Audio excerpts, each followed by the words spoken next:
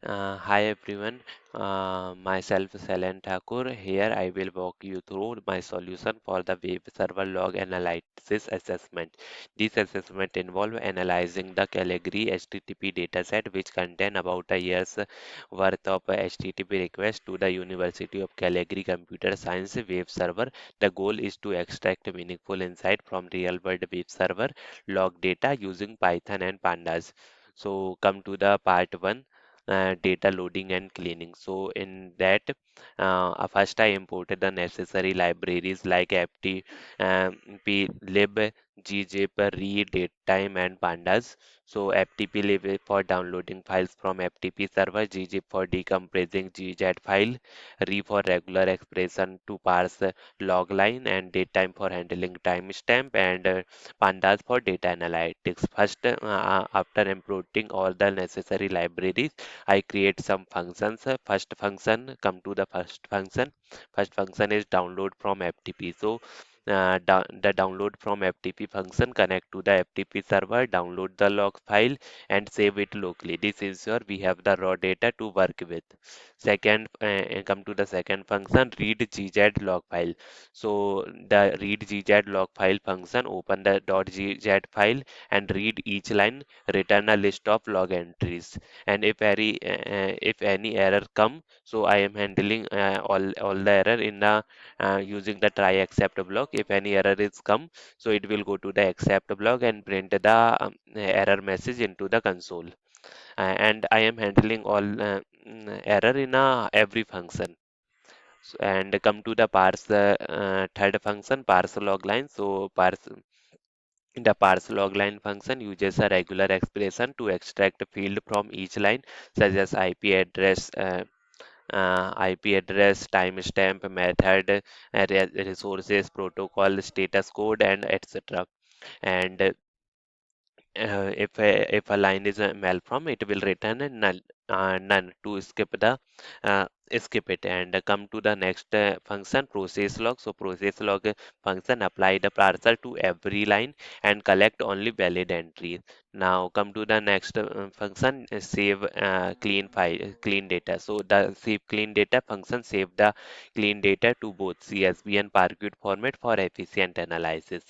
And in and for this project, I am using the CSV format data for further analysis and for questions.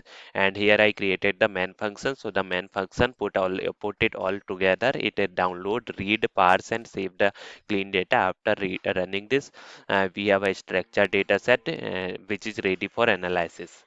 Now come to the next portion, part 2, analysis question. So in an analysis question, come to the question 1, count of total log records. So uh, basically, here I load the clean data, and after the loading I return the number of row which equal to the total number of HTTP request. And come to the and the answer is 6652998. Now come to the next question, count of unique host. So to find the unique host, I counted the number of unique IP address in the IP column to find out how many distinct hosts access the server. And it is written the 2. And come to the next question, date wise unique file name count. So to find this, in every question we are using load clean data function to load the data into the data frame. And once the data is loaded, we are using this data for the further transformation based on the question. So in this question, we have a date wise unique file name count. So for this, uh, I converted the timestamp to a data string group by date, and then counted the number of unique file name accessed each day. And come to the um, and it is return the answer like this. For this date, it is 379 count. Now come to the next question, number of F404 error. So for to find this I count how many times the HTTP 404 status code appear in the logs. So in a In our data, we have a status code. I found I traverse in a status code and check if in a status code how many times 404 error come. So in a status code, only 404 error is not come. So it is the answer is 0. And come to the next point, next question. Top 15 file name with 404 response. So first to solve this question, first I filter for 404 error, counted the frequently of each file name and return the top 15. So 404 error is 0, but I also write for further uses for top 15. It will so currently 404 error is not available. That's why it is a blank string. Otherwise, it will give a value with a list if 404 error is there. And come to the sixth question, top 15 file extension with 404 response. So for this, I extract a file extension for resources with 404 error, counted them and return the top 15. And here it is again it is a blank list because the 404 error is not there. Now come to the next question. Total bandwidth transferred per day for the month of July 1995. So come to the n- so in this function, first I filter for July 1995, sum the responses size per day, and then return the result as a uh, dictionary. So after that we store the result into the dictionary result dot to dict function. So it will return the result like this. And come to the next point, hourly request distribution. So in this function, uh, I extract the hour from each timestamp, then count request per hour, and then ensure all 24 hour are represented. Like we have done some drop validations also, like drop invalid timestamp. Then I confirmed the DD time from a timestamp column, and then extract hour from the timestamp, and then count request per hour using the group by function.